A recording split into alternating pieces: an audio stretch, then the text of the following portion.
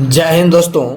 आज के इस वीडियो में हम आपको बताने वाले हैं क्लास 8 एनसीईआरटी कक्षा 8 का प्रश्नावली 1.1 का इन सभी सवालों को हम अच्छे तरीके से सॉल्व करने वाले हैं। और इसमें आपको तीन नियम आपको पता होना चाहिए। पहला है क्रम विनियमता नियम, ठीक है। दूसरा है गुणात्मक तत्समक नियम, ठीक है। और तीसरा है प्रतिलोम गुणात्मक प्रतिलोम नियम, ठीक है। देखिए, सबसे पहले मैं आपको ये नियम पहले ही बता देता हूं ताकि आपको सवाल को सॉल्व करने में अच्छा लगेगा, ठीक है। ध्यान समझिएगा। देखिए, ये क्रम विनियमता नियम क्या होता है कि हम जैसे कोई भी संख्या ले, जैसे कि ध्यान समझिएगा, कोई भी संख्या जैसे कि मान के रखिए मैंने यहाँ पर लिया 2, यहाँ पर 4 और गुने यहाँ पर मान कर रखिए हम यहाँ पर लेंगे 3, यहाँ पर लेंगे 2, ठीक है। और इसी संख्या को हम करेंगे 3/2 को पहले लिख लेंगे, ठीक है। फिर गुना में क्या करेंगे, ये 2/4 को यहाँ लिख लेंगे, ठीक है। तो आप क्या करेंगे, देखिए गुना करेंगे 3 दूना 6, ठीक है, 4 दूना 8। अब यहाँ पर देखिए 3 दूना फिर 6, 4 दूनी 8, यानी दोनों तरफ ये आपका बराबर आ गया। तो ये हो गया आपका क्रम विनिमयता नियम, क्रम विनिमयता नियम, ठीक है। आई होप कि आप ये नियम सीख गए होंगे, ठीक है। चलिए अब हम सीखते हैं दूसरा गुणात्मक तत्समक नियम, ठीक है।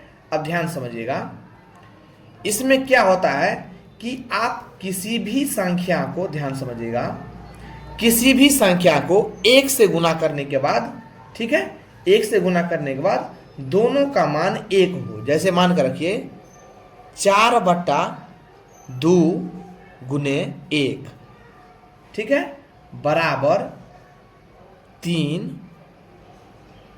वापिस जाऊंगा, यहाँ पर मैं ये 1 है ना, ये 1, इस 1 को हम इस तरह से गुना करेंगे 4/2। यहाँ पर क्या लिखे हम, पहले लिखे हैं 4/2 गुने 1, इसी को उल्टा करके लिखे हैं 1 गुने 4/2। तो यहाँ पर देखिए, यहाँ पर 4 को 1 से गुना करेंगे तो 4 ही आएगा, 1 नीचे में कुछ नहीं तो 1 रहता है, 2 को फिर 1 से गुना करेंगे तो 2 ही आएगा, ठीक है। ध्यान समझिए, फिर 1 को 4 से गुना करेंगे तो 4 ही आएगा, फिर इसके नीचे में कोई संख्या नहीं है तो 1 है, 2 को 1 से गुना करेंगे तो 2 आएगा, तो दोनों भाग बराबर आ गया। तो ये हो गया आपका गुणात्मक तत्समक नियम, ठीक है, यानी किसी भी संख्या को 1 से गुना करने पर, ठीक है। अब देख लेते हैं हम गुणात्मक प्रतिलोम, ठीक है।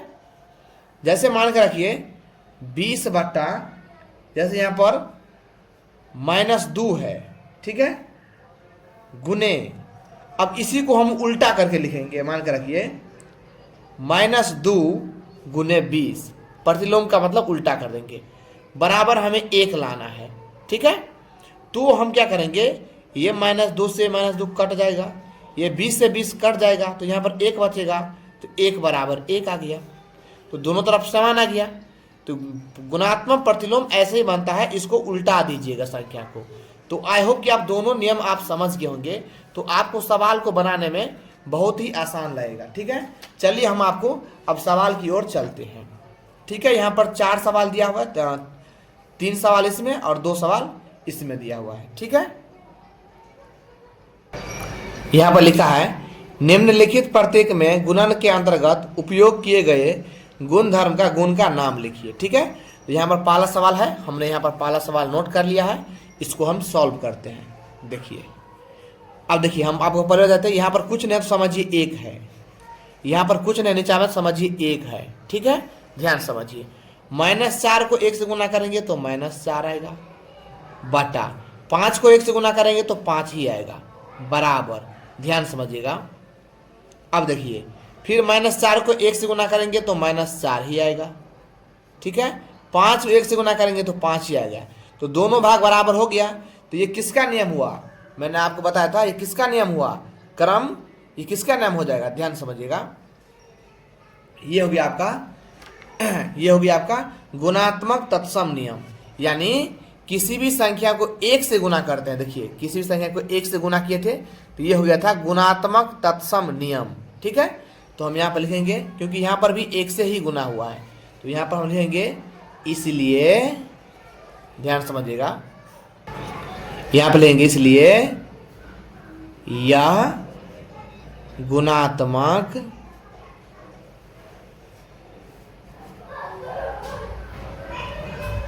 तत्समक है। ठीक है, ये आपका आंसर हो गया।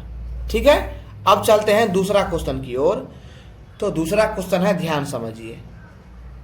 अब इसको आप गुना कर लीजिए, 13 दूना 26, माइनस से माइनस कट जाएगा। ठीक है, ऊपर वाले को ऊपर वाले से गुना करेंगे, नीचे वाले को नीचे वाले से। 17 सत्ते 119। ठीक है, ध्यान समझिएगा। अब देखिए, बराबर देंगे, फिर 13 दूना 26, इसी को उल्टा दिया है। 17 को 7 से गुना करेंगे तो 119।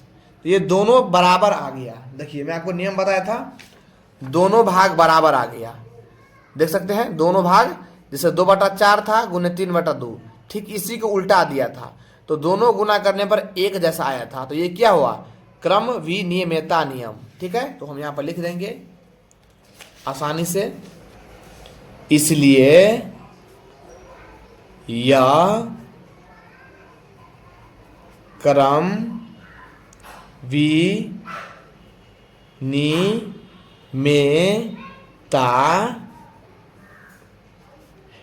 है। ठीक है, चलिए अब लास्ट क्वेश्चन है। लास्ट क्वेश्चन ये हो जाएगा गुणात्मक प्रतिलोम। मैं आपको बताया था, देख सकते हैं कि इसको उल्टा दिया जाता है। जैसे कि यहां पर ध्यान समझिएगा, उल्टा दिया है। देखिए, यहाँ पर 19/29 है, फिर -19 को नीचे में लिख दिया है, 29 को ऊपर में। तो ये -19 और ये -19 कट जाएगा, ये 29 से 29 कट जाएगा, तो यहाँ पर 1 बचेगा। तो 1 बराबर 1 आ गया। तो मैं आपको यहाँ पर बताया था, यहाँ पर ये नियम देख सकते हैं, गुणात्मक प्रतिलोम। तो यहाँ पर हम लिख देंगे, इसलिए यह गुणात्मक प्रतिलोम है। यही इसका आंसर आ गया।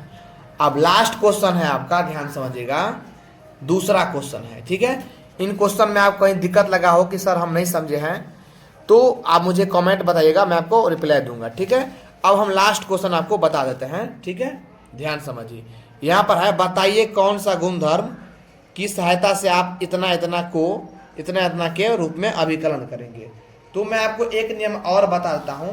ठीक है, ध्यान समझिएगा, सहचारिता का नियम, ध्यान समझिएगा। सहचारिता, सहचारिता का नियम। ठीक है, ध्यान समझिएगा। तो हम क्या करेंगे, इसका नियम को क्या होता है, ध्यान से समझिए। जैसे कि कोई संख्या x है गुने y है गुने z है, यहाँ पर भी x है गुने y है गुने z है। ठीक है, तो इसका नियम होता है, इस तरह रहेगा। पहला वाला में एक तरह का दो संख्या का कोष्ठ में रहेगा। ठीक है, फिर इससे पहले एक संख्या छोड़ करके पहले में दो संख्या में कोष्ठ रहेगा। ध्यान समझिए, यहाँ पर एक संख्या का छोड़ करके दो संख्या में कोष्ठ, यहाँ पर पहले एक संख्या का छोड़ करके दो संख्या में कोष्ठ। जैसे कि मान कर रखिए 6 है गुने 7 है गुने 8 है, फिर यहाँ पर 6 है गुने 7 है गुने 8 है। तो यहाँ पर 2टा कोष्ठ में है, तो यहाँ पर 2टा कोष्ठ कर दीजिए। यहाँ पर पहले में 2टा कोष्ठ में है, तो 2टा कोष्ठ कर दीजिए। तो यही आपका ये हो गया सहचारिता का नियम। ठीक है, तो ध्यान समझिएगा, मैं आपको बता रहा हूं। ठीक है, तो यहाँ पर क्वेश्चन दिया हुआ है, ध्यान दे सकते हैं। यहाँ पर क्वेश्चन ये मैंने यहाँ पर उतार लिया हूं। ठीक है, अब देखिए, यहाँ पर हम हल कर देते हैं। ये दूसरा क्वेश्चन है। यहाँ पर क्वेश्चन है 1/3 गुने 6 गुने 4/3। ठीक है, इस प्रकार से। ठीक है, उसके बाद ध्यान समझिए, फिर बराबर यहाँ पर है 1/3 गुने 6 पहले कोष्ठ में, फिर 4/3। अगर हम इसको x मान ले, इसको अगर हम y मान ले गुने, इसको हम z मान लें, ठीक है। फिर इसको हम x मान लें गुने, फिर इसको हम y मान लें, फिर गुने इसको हम z मान लें, तो क्या हो जाएगा, ये घेरा गया, फिर यहाँ पर ये घेरा गया। देख लीजिए आप, इसी रूल पे आया कि नहीं आया, देख लीजिए, इसी रूल पे आया कि नहीं, देख लीजिए आप, इसी रूल पे आया ना।